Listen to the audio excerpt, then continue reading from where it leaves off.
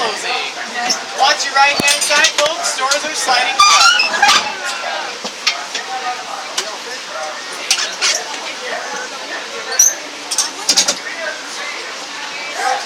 Alrighty then, twin day. Twin day means let's go.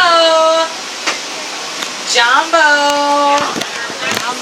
Jumbo, my friends. My name is Anna. I'm going to be your safari guide this evening. We're going to have a pretty good time out there tonight. I think so. We're going to start our safari heading out through the Little Ituri Forest. Now, just a note before we do that, make sure that if you're taking photos of the animals, your flash on all of your cameras are turned off. No flash photography, please. It's disturbing to the animals, it can frighten some of them, and it is distracting to the other guests. So for the safety of the animals and the courtesy of each other, please no flash photography. Now, animals in Ituri are really good at camouflage, even during the daytime. So at night, we really have to keep a close watch out on those animal hiding places like bushes and trees if we're going to see anything roaming the area.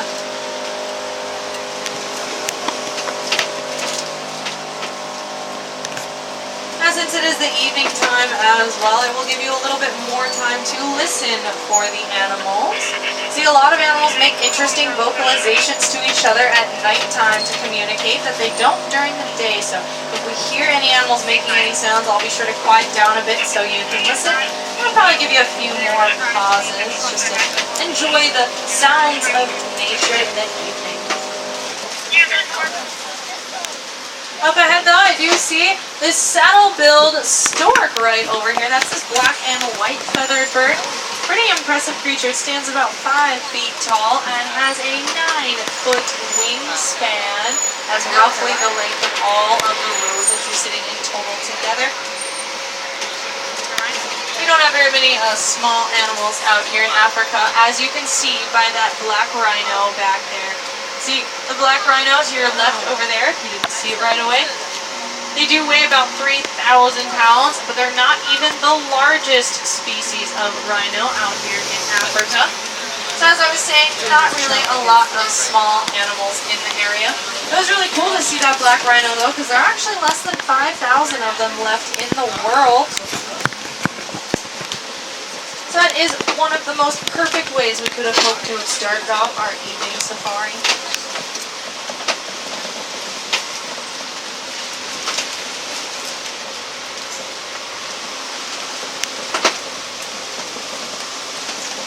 Out to the left side, there are some greater kudu, Africa's second largest species of antelope, hiding behind the trees and the shadows over there. Now, the greater kudu right here, they can actually be about 750 pounds fully grown. Now, those ones look like female kudu to me, so they probably won't get about that heavy. I think they're females because they don't have any horns on their heads. Only the male kudus will have the horns. But I think that watering hole did do us a lot of good. Lots of animals gather at watering holes. So we're going to head out to the Safi River now. Hopefully we'll find some interesting creatures out of the Safi River as well. Those sound like hippos to me. And if we can hear the hippos, then they must not be far away from us either. We're going to do our best to keep our eyes open for the hippos on the water. Now, during the daytime, they like to be completely submerged to prevent from overheating because the sun is, of course, very, very hot for them. But at nighttime, it's a little cooler out. They normally feel a little safer emerging, walking around on the banks, or just breaking the surface of the water. Like that whole float of only half-submerged hippos out to the left side, over by the island right there, all huddled together. They are called a bloat in a group like that.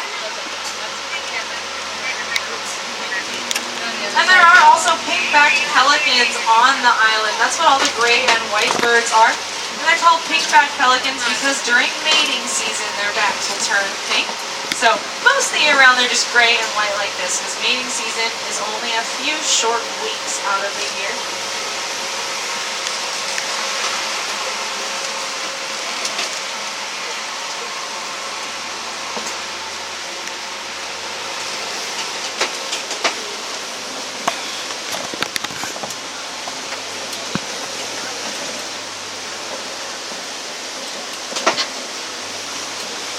keep your eyes out to the left side as we cross this bridge to spy the Nile crocodiles. These animals are especially dangerous in the evening because when they're in the water, they're even more difficult to see.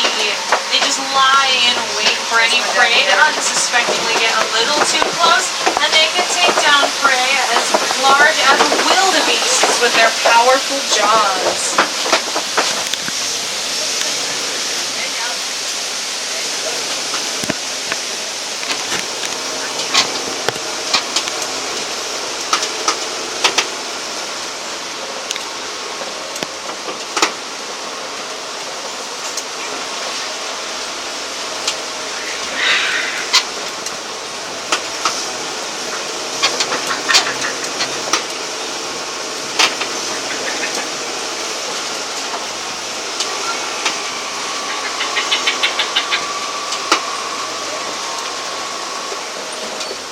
It sounds like a lot of animals are awake on the savannah this evening.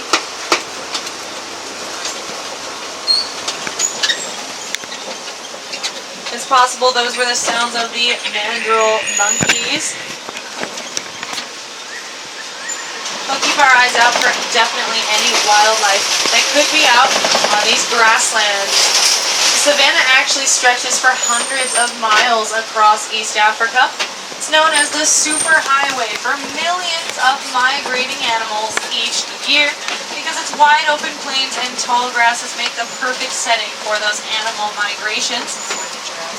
It looks like we reached the savannah just as the last of the sun's rays are touching down over it, so that should improve our visibility out here, along with the lack of foliage because there are less dense forests in the area as well.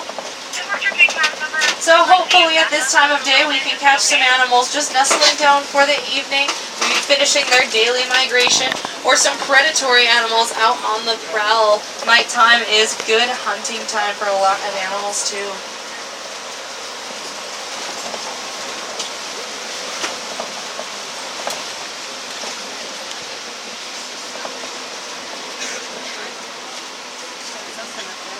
Keep your eyes out to the left side to see that spotted hyena laying up on the rock den. There might be some others in the area. They usually travel in packs or at least very small family groups. Now spotted hyenas, they get a bad rep for being scavengers, but they actually do most of their own hunting and they're extremely successful at it too, so I don't want to stay near this predator too long.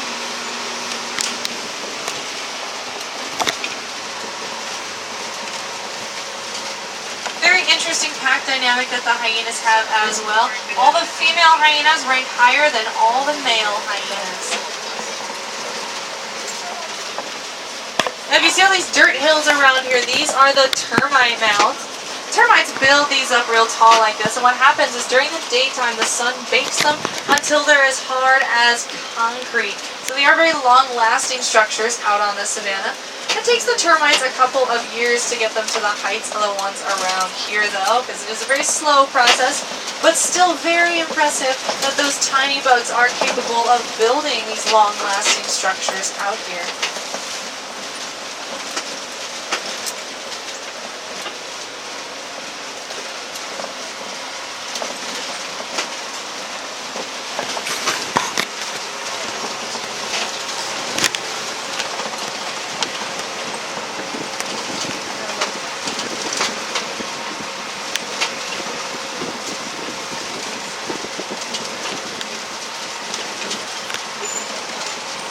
To the right side, looks like we have some very active animals.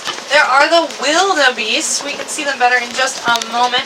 They're also known as the gnus, G-N-U, for the grunting gnu sound that they like to make.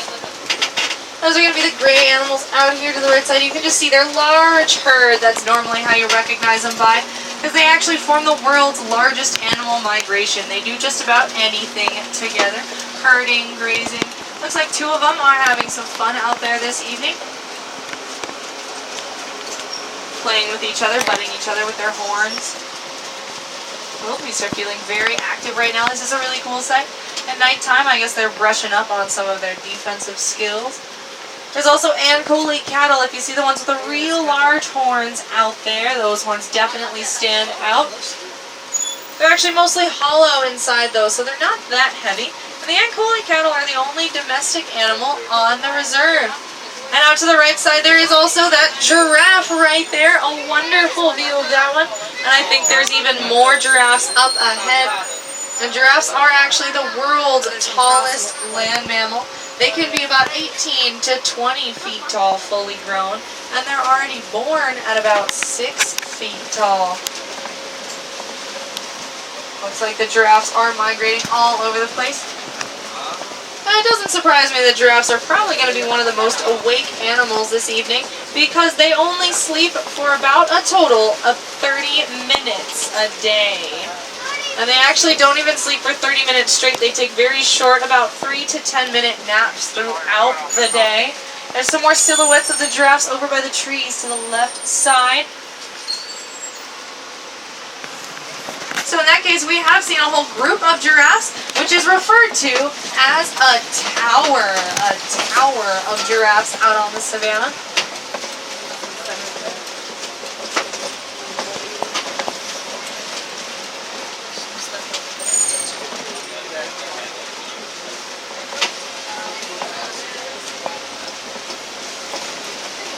It looks like we're about to pass between two very large baobab trees out here.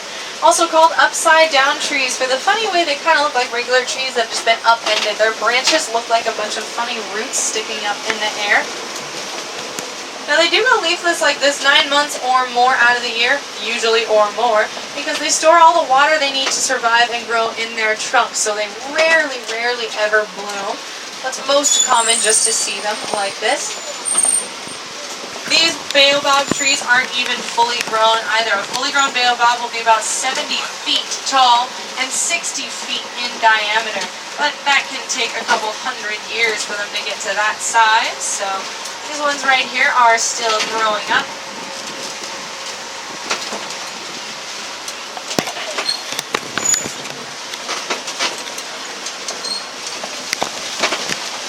Out to the left by this watering hole, looks like we found an elephant this evening.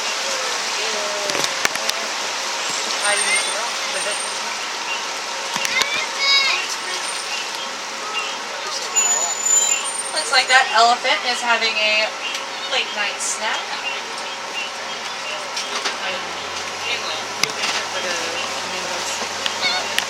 And this right here is my favorite animal group name to the left side, the flamboyance of flamingos. These are actually the greater flamingo. They are the tallest species of flamingo as well.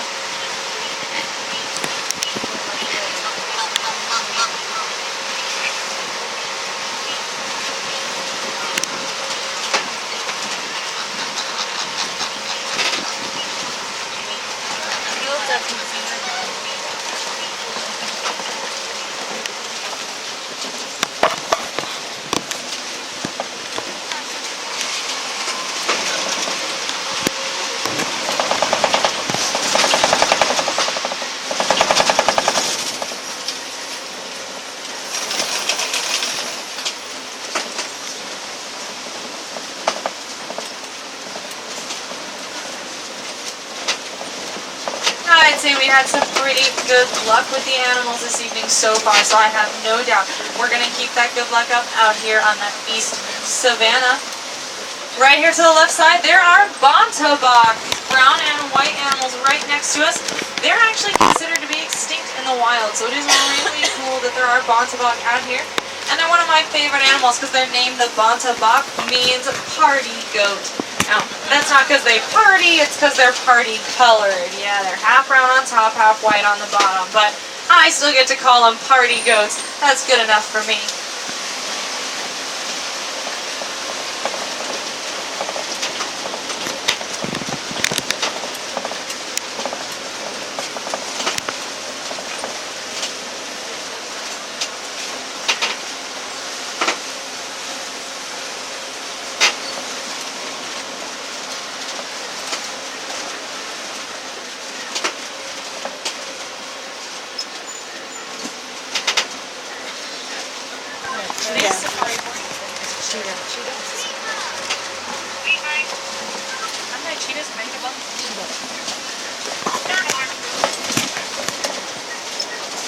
I think just through these trees up ahead, I can see the silhouette of the Kobe rocks.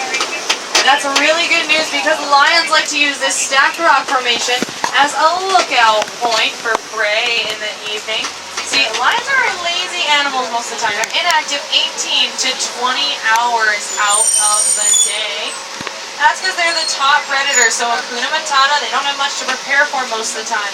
But the evening is their natural hunting time, so it is the time when we're most likely to see them awake. Although, who knows, they could still be just out relaxing somewhere. Oh, there is a lioness over on the rock to our left side. Let's pull around and get a really good view. Looks like they're not too interested in hunting at the moment, which is probably good for us. It means we can pause for a moment and enjoy this awesome view of the lioness over here.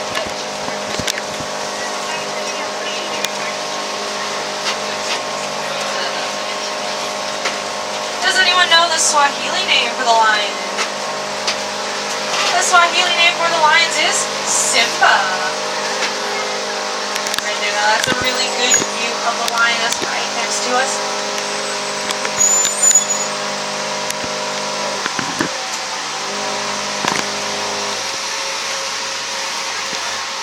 It looks like there might even be some lions on the prowl around the rocks. The male lion is out right now. I think I just saw his mane flash behind the rock for a moment. Oh yeah, there it is. It's always really cool to see them doing something other than sunbathing for once.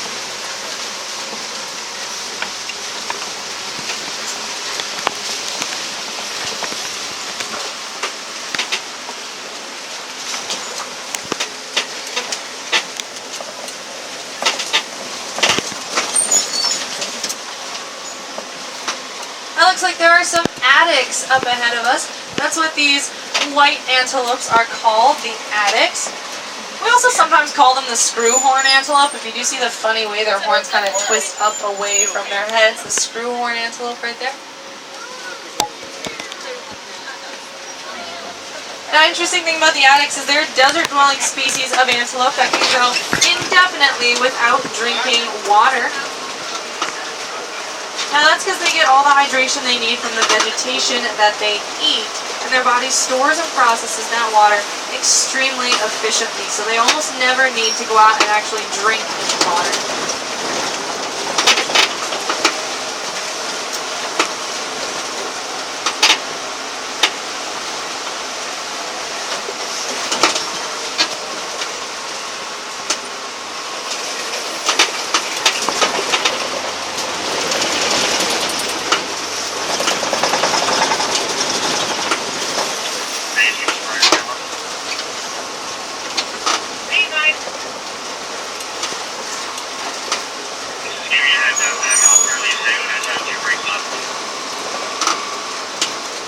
Out to the right side, there's a scimitar horned oryx. If you see that animal standing over there, you can just barely see its long horns on its head that are its namesake. They do look a lot like a scimitar sword.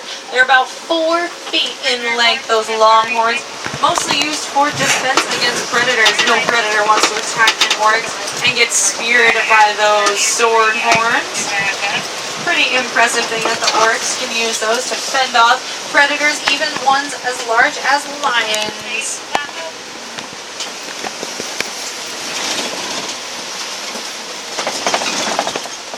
If you're interested in joining into some of the nighttime festivities around Animal Kingdom, I know that Harambe Village throws a lot of parties with food and music and dancing. Sounds like a good time to me. There's also the Jungle Book Alive with Magic show out over the waters of Animal Kingdom. That is at 10:30.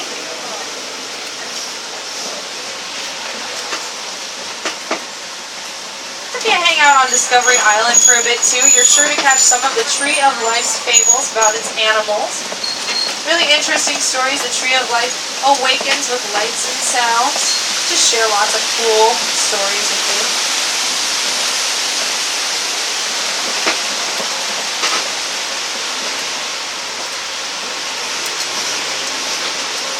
And I think as the moon starts rising up above us this evening, it's about time for me to head back to that outpost by Harambe Village. Let you all off for the evening so you can go enjoy those nighttime festivities. Certainly sounds like Harambe's throwing you a party.